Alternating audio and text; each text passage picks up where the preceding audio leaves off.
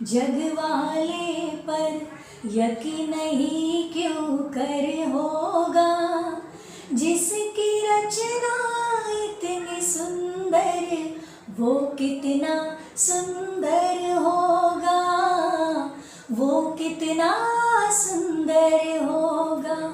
Hello and welcome to our channel Sangeeta teacher. बच्चों, आज के अपने लेसन का नाम है मेरा अहोभाग्य, written by Chandragupta Vidyalankar.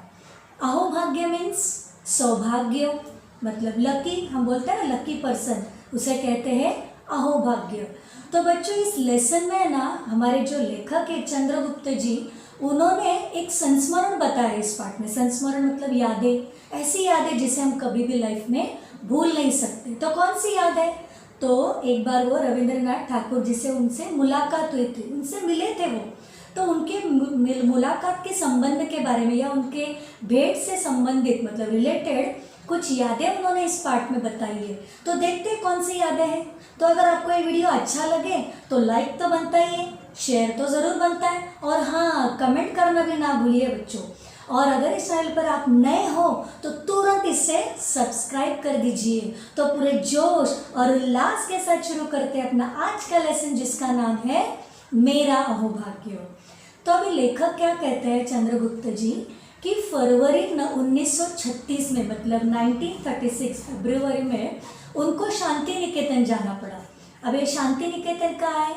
Waste Bengal के बीरभूम डिस्ट्रिक्ट में एक छोटा सा टाउन है जो बोलपुर के पास आता है। तो वो शांति निकेतन में उनको जाना था। अभी क्यों, क्या ज़रूरत पड़ी शांति निकेतन में जाने की? क्योंकि वहाँ पर साहित्यिक कार्यक्रम होने वाला था, तो इसलिए उन्हें वो अटेंड करना था। और इसलिए जो लेखक है ना हमारे चंद्रगुप्त जी, वो बहुत उल्लसित थे। उल्लसित मतलब एकदम खुश थे, हैप्पी थे। क्यों खुश थे? क्योंकि ये जो साहित्यिक कार्यक्रम था, साहित्यिक मतलब लिटरेचर का ये प्रोग्राम था। तो जहाँ पर सारे लेखक होते हैं, सारे लेखक एक साथ मिलते हैं, वहाँ पर डिस्कशन होता है, बातचीत होती है। तो वो जो सम्मेलन था, वो जो गेट टुगेदर था, तो उसकी जो अध्यक्षता जो करने वाले थे, वो कौन करने वाले थे? अध्यक्षता मतलब उसके चीफ या we can say head also. तो उस प्रोग्राम के हेड कौन थे? स्वयं गुरुदेव रविंद्रनाथ जी थे। स्वयं मतलब खुद, गुरुदेव रविंद्रनाथ मतलब this is none other than Rabindranath Tagore ji. इसीलिए उनसे मिलने के लिए बहुत एक्साइटेड थे हमारे लेखक चंद्रगुप्त जी। तो निश्चित जो डिसाइडेड जो डे था जाने के लिए, तो वो फिक्स हुआ। और उस दिन ये सारे लोग जो थे कोलकाता से ये लोग निकले। तो लगभग कितने लोग गए मालूम है शांति निकेतन के? लगभग 1 दर्जन लोग। 1 दर्जन मतलब 1 डजन, और जिसे हम 12 भी कह सकते, 12। तो 12 लोगों का, हिंदी वालों का दल शांति निकेतन की ओर जा रहा था। दल मतलब समूह, ग्रुप वी कैन से, है ना। और हिंदी वालों का दल मतलब ये सारे हिंदी जो साहित्य लिखते हैं, जो कहानियाँ लिखते हैं, तो ये सारे लोग जो है वो उस शांति निकेतन के लिए रवाना हो गए, निकल पड़े वहाँ पे। तो वहाँ पर पहुँचने के बाद उनको एक अतिथि भवन में ठहराया गया। व्हाट इज दिस अतिथि भवन? ये जो था वो क्या था? गेस्ट हाउस जिसे हम कहते हैं। तो अतिथि भवन में उन्हें ठहराया गया। तो ये जो अतिथि भवन था ना बच्चों, इसके आजू बाजू में एक उपवन था। उपवन मतलब गार्डन, सघन उपवन मतलब ठीक ऐसे वहाँ पे पेड़ लगाए गए थे। तो कौन से पेड़ थे वहाँ पर? अशोका के पेड़ थे। अशोक वृक्ष पूरे आजू बाजू में पूरे अशोका वृक्ष है। देखा है कभी आप लोगों ने अशोका ट्री को? ऐसे एकदम लंबा लंबा आइसक्रीम के जैसे शेप में होता है। तो आजू बाजू में पूरे अशोका के ट्री थे, और उसके बीचों बीच ये अतिथि भवन बनाया गया था, मतलब गेस्ट हाउस बनाया गया था। तो बहुत सुंदर और बड़ी और बहुत अच्छी इमारत थी, मतलब वो बिल्डिंग थी। तो लेखक कहते कि जैसे मैंने सोचा था वैसे ही मैंने वहाँ जाके पाया। तो इन सारे लोगों को, ये जो 1 दर्जन लोग जो हिंदी वाले लोग जो गए थे, तो उनको एक मंजिल पर एक कमरे में उन्हें ठहराया गया। तो ऊपर की मंजिल थी, मंजिल मतलब फ्लोर वी कैन से ना, first floor, second floor, third floor, तो फ्लोर था। तो एक फ्लोर में उनको एक कमरा दे दिया गया, एक रूम दे दिया गया इनको रुकने के लिए, फॉर वेटिंग। तो वहाँ पर ये जो कमरे का जो बाहर का हिस्सा था, आउटसाइड का, तो वहाँ वो एक विस्तृत बरामदा था। विस्तृत मतलब एकदम स्पेशियस, और बरामदा मतलब जिसे हम वेरांडा भी कहते हैं या पैसेज भी कहते हैं। तो वो कैसे था, एकदम बड़ा था। और वहाँ पर जाने के बाद अगर हम वहाँ पर जाके खड़े होते तो बाहर का जो नज़ारा था ना वो तो और भी ब्यूटीफुल था। कौन सा नज़ारा था, मतलब सीन कौन सा था आगे, वहाँ पर बकुल वृक्ष दिखाई दे रहे थे। वो भी बहुत सारे बकुल वृक्ष थे जिसे मौलसिरी का भी वृक्ष कहते हैं। मतलब बकुल ये फ्लावरिंग ट्री है, बकुल के फूल होते हैं, तो उसका ये ट्री, तो बहुत सारे ट्री वहाँ पर दिखाई देते हैं अगर बरामदे में हम खड़े हुए तो वो दिन तो उनका निकल गया, लेखक और उनका जो ग्रुप था 12 लोगों का, तो उस दिन तो उनकी वो रात कट गई वहाँ पर। उसके बाद में नेक्स्ट डे प्रातः काल मतलब सुबह सुबह उनको एक मैसेज दिया गया। What type of message it was, तो उनको मैसेज दिया गया कि गुरुदेव की तबीयत, उनका स्वास्थ्य मतलब उनकी हेल्थ कुछ ठीक नहीं है, his health is not keeping well, इसीलिए वो इस कार्यक्रम में नहीं आ सकते, ऐसा उन्हें मैसेज दे दिया गया। अभी लेखक तो इतने एक्साइटेड थे उनको मिलने के लिए, ही वॉज सो हैप्पी कि कभी हम उनसे मिलेंगे गुरुदेव से। तो जब उन्हें वो मैसेज मिला कि वो नहीं आ सकते, उनकी तबीयत ठीक नहीं है, तो वो एकदम उदास हो गए, नाराज़ हो गए वो, क्योंकि बहुत खुश थे उनसे मिलने के लिए। But after some time one more message they have got, और एक उनको मैसेज दिया गया उनके डॉक्टर के थ्रू, गुरुदेव के डॉक्टर के थ्रू उन्हें बताया गया कि ठीक है आप सारे लोग उनसे मिल सकते हैं, लेकिन ओनली फॉर 15 मिनट्स। तो इस 15 मिनट्स में आप उनके दर्शन भी कर सकते हो, उनसे मिल सकते हो और उनसे संक्षिप्त वार्तालाप भी कर सकते हो। संक्षिप्त मतलब शॉर्ट में, वार्तालाप मतलब बातचीत, discussion we can say. So doctor said that you all people can meet him but only for 15 minutes. तो 15 मिनट्स में आप मिलो भी और बातचीत भी कर लो। तो इनकी खुशी का ठिकाना ही नहीं रहा। खुशी का ठिकाना न रहना, ये एक मुहावरा है। इसका मीनिंग क्या है, बहुत खुश होना। फाइनली उनको चलो 15 मिनट तो 15 मिनट और उनको मिलने का मौका मिल रहा है, इसलिए सारे वो खुश हो गए थे।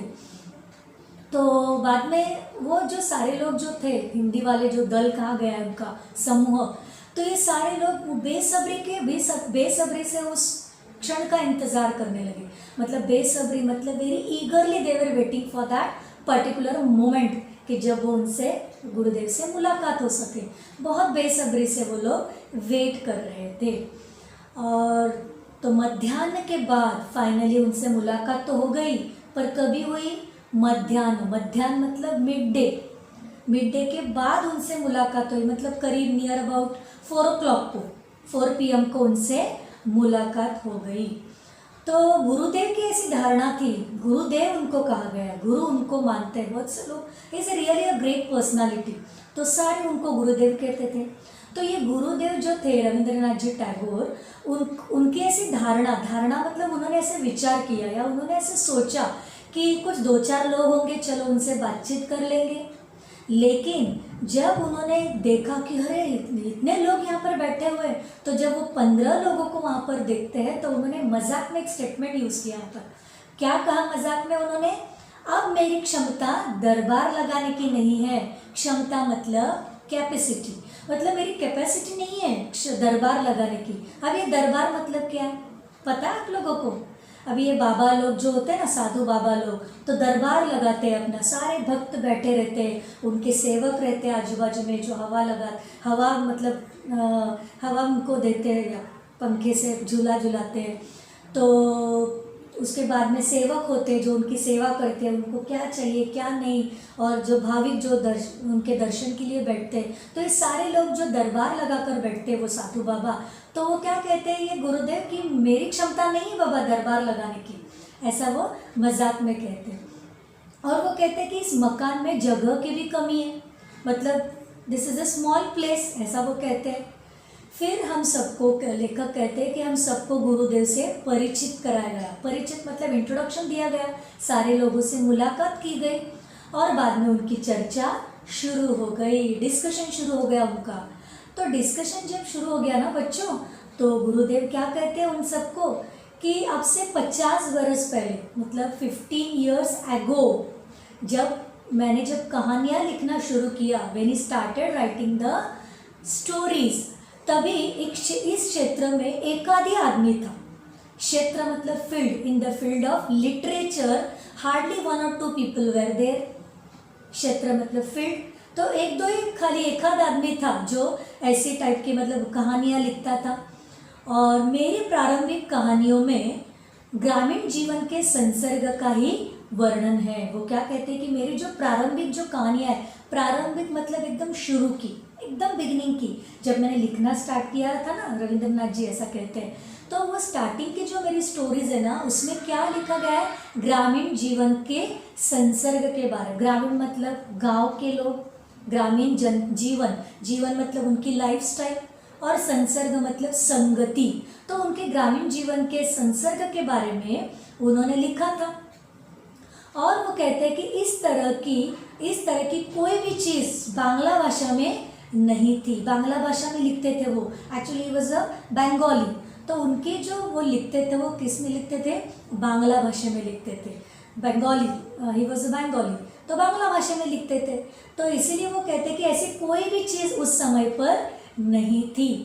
तो कहते हैं मेरी कहानियों में ग्रामीण जनता की मनोवृत्ति के दर्शन होते थे। उनकी जो सारी जो स्टोरीज होती थी उसमें गांव के लोगों के मनोवृत्ति के दर्शन होते थे। मनोवृत्ति मतलब विचार, उनके थॉट्स उस स्टोरी में उन्होंने लिखे हुए थे। उनके कैसे विचार है वो सारा उन्होंने रिटन फॉर्म में लिख दिया था। और वो क्या कहते हैं कि उसमें उस कहानियों में कुछ ऐसी चीज़ भी थी जो संसार के किसी भी देश के आदमी को भा सकती थी। संसार में मतलब दुनिया के किसी भी आदमी को वो अच्छी लग सकती थी। भा जाना मतलब अच्छा लगना या पसंद आना। क्यों कहा उन्होंने ऐसा? क्योंकि वे कहते हैं कि मनुष्य स्वभाव जो होता है ना, ह्यूमन नेचर है ना, तो वो संसार में या दुनिया में हर जगह एक सा ही होता है। ह्यूमन नेचर है फाइनली। तो वो कौन सा भी देश हो, कौन सी भी मतलब कंट्री हो, तो वहाँ पर ह्यूमन नेचर एक जैसा ही होता है, जिसे वो कहानियों में जो कुछ लिखा हुआ होता है वो पसंद आ सकता है, ऐसे उन्होंने कहा। तो ऐसा कहते कहते थोड़ा सा बीच में उन्होंने पॉज ले लिया।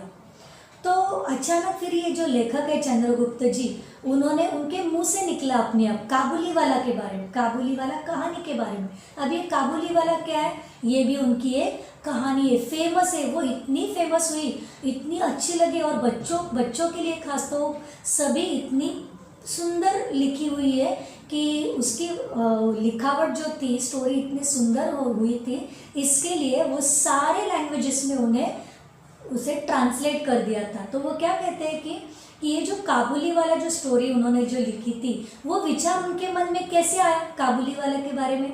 और वो कहते हैं कि इतनी सुंदर स्टोरी है वो, कि ये जो लोकप्रिय कहानी जो है देश के सभी भाषाओं के सभी बच्चों को बहुत प्यारी लगती है। मतलब देश के सभी भाषा, जितनी भी भाषा बोली जाती है, उस सभी भाषा में इसे ट्रांसलेट किया गया था। किसे ट्रांसलेट किया गया था? काबुली वाला कहानी को। काबुली वाला वो टाइटल है उस बुक का, वो कहानी है, स्टोरी है। तो वो सभी भाषा में ट्रांसलेट किया और बच्चों को भी बहुत पसंद आ रही है। ऐसा उन्होंने पूछा गुरुदेव से। किसने पूछा? लेखक ने पूछा, चंद्रगुप्त जी ने पूछा। तो फिर वो कहते हैं कि वह कहानी कल्पना की सृष्टि है। वो कहने लगे कि हमारे यहाँ पर एक काबुली वाला आता था। काबुली एक चना होता है वाइट कलर का बड़ा, तो वो काबुली वाला जो था उनके यहाँ पर आता था, और ये सारे रविंद्रनाथ जी उनसे परिचित हो गए थे। परिचित मतलब फैमिलियर हो गए थे इस काबुली वाले से। तो उन्होंने ऐसे सोचा कि ये जो काबुली वाला यहाँ पर जो आता है, तो इसकी भी एक छोटी लड़की होगी, डॉटर होगी उसकी छोटी सी, तो उसकी वो याद किया करता होगा, उसे याद आती होगी अपनी बेटी की। जैसे बच्चों को छोड़ के आते हैं पेरेंट्स, काम के लिए बाहर जाते हैं, बच्चों को छोड़ते हैं घर पे, तो उन लोगों को अपने बच्चों की याद आती है, उनको चिंता होती है। तो इस तरह इस काबुली वाले की भी एक लड़की हो सकती है जिसकी वो याद किया करता होगा, ऐसे उसने सोचा। और बस उसने फिर लिखना शुरू कर दिया। इमेजिनेशन है वो सब, कल्पना की सृष्टि है। तो ऐसे कहते कहते इस तरह उनका वार्तालाप चलता रहा। वार्तालाप मतलब डिस्कशन। तो लेखक क्या कहते हैं कि हम सबके लिए एक मानसिक खाद्य था। मानसिक खाद्य मतलब वैचारिक चर्चा। वैचारिक मतलब क्या?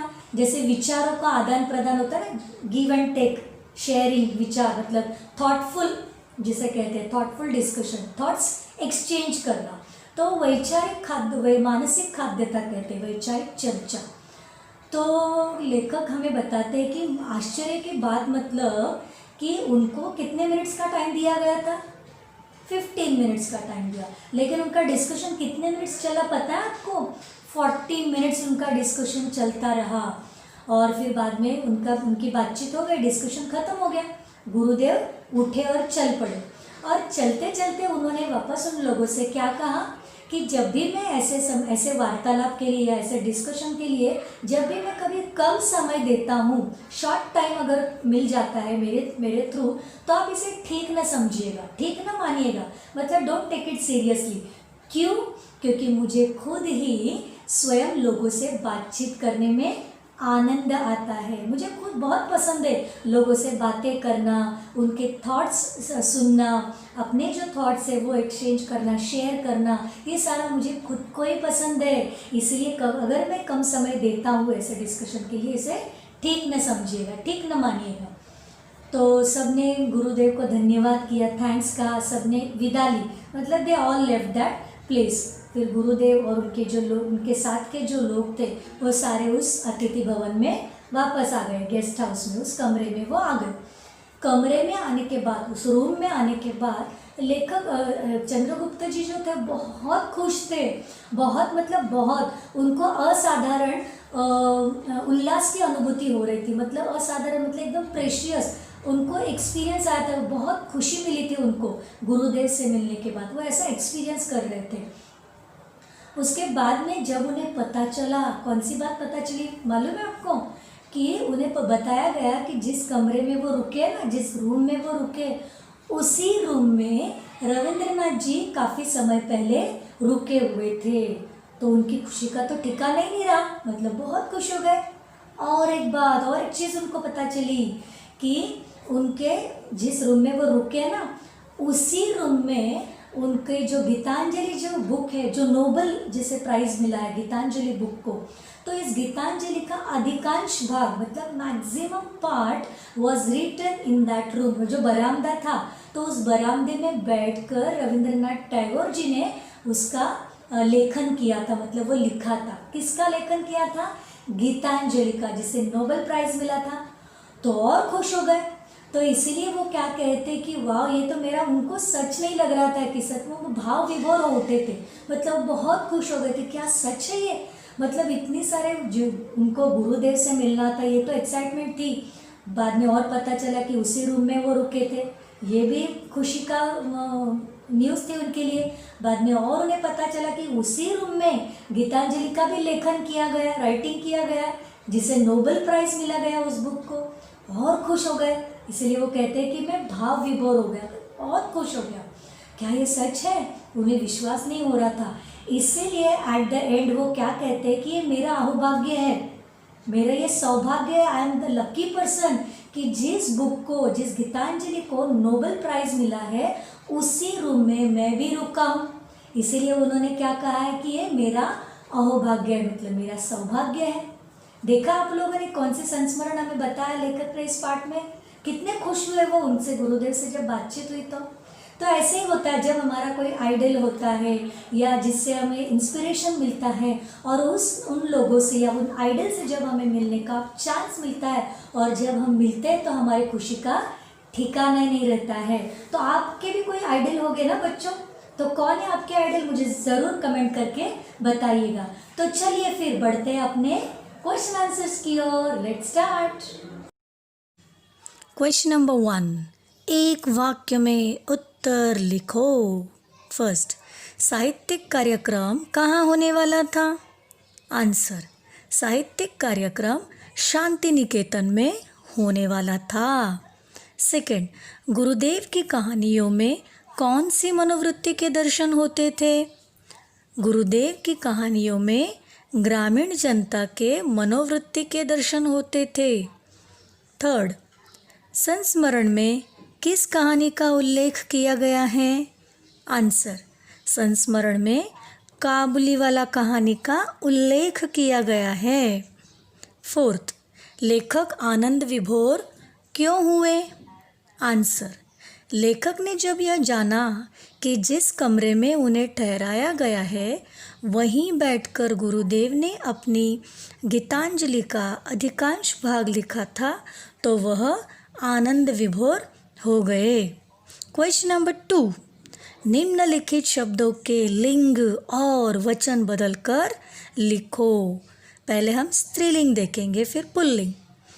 तो स्त्रीलिंग है भैंस, भैंसे, बिल्ली, बिल्लियाँ, घोड़ी, घोड़ियाँ, नागिन, नागिनें, चूहिया, चूहियाएँ। अब पुल्लिंग, भैंसा, भैंसे, बिलाव, बिलाव, घोड़ा, घोड़े, नाग, नाग, चूहा, चूहे। क्वेश्चन नंबर 3, रिक्त स्थान की पूर्ति करो। फर्स्ट, शांति निकेतन में हमारे कमरे के बाहर एक विस्तृत डैश था। आंसर है बरामदा। सेकंड, हम डैश से गुरुदेव से मिलने का इंतज़ार करने लगे। आंसर है बेसब्री। थर्ड, हम सबको डैश से परिचित कराया गया। आंसर गुरुदेव। फोर्थ, गुरुदेव ने जब लिखना शुरू किया तब डैश भाषा में ऐसी कोई चीज़ नहीं थी। आंसर बांग्ला। क्वेश्चन नंबर 4, कथन के सामने सही और गलत का चिन्ह लगाओ। फर्स्ट, गुरुदेव की प्रारंभिक कहानियाँ ग्रामीण जीवन की है। आंसर सही। सेकंड, शांति निकेतन का अतिथि भवन बकुल वृक्षों के बीच बना था। Answer wrong. थर्ड, काबुली वाला गुरुदेव के यहाँ आता था। Answer right. फोर्थ, गीतांजलि को ज्ञानपीठ पुरस्कार मिला था। आंसर गलत। फिफ्थ, गुरुदेव ने लेखकों के दल से 40 मिनट तक बातें की। आंसर सही। क्वेश्चन नंबर 5, विरुद्धार्थी शब्द। यहाँ, वहाँ, ऊपर, नीचे, एक, अनेक, अंदर, बाहर, ग्रामीण, शहरी, बच्चा, बूढ़ा। क्वेश्चन नंबर 6, समानार्थी शब्द। संसार, जगत, आश्चर्य, अचरज, आनंद, हर्ष, असाधारण, अजीब, खुशी, प्रसन्नता, क्षमता, शक्ति। Thank you.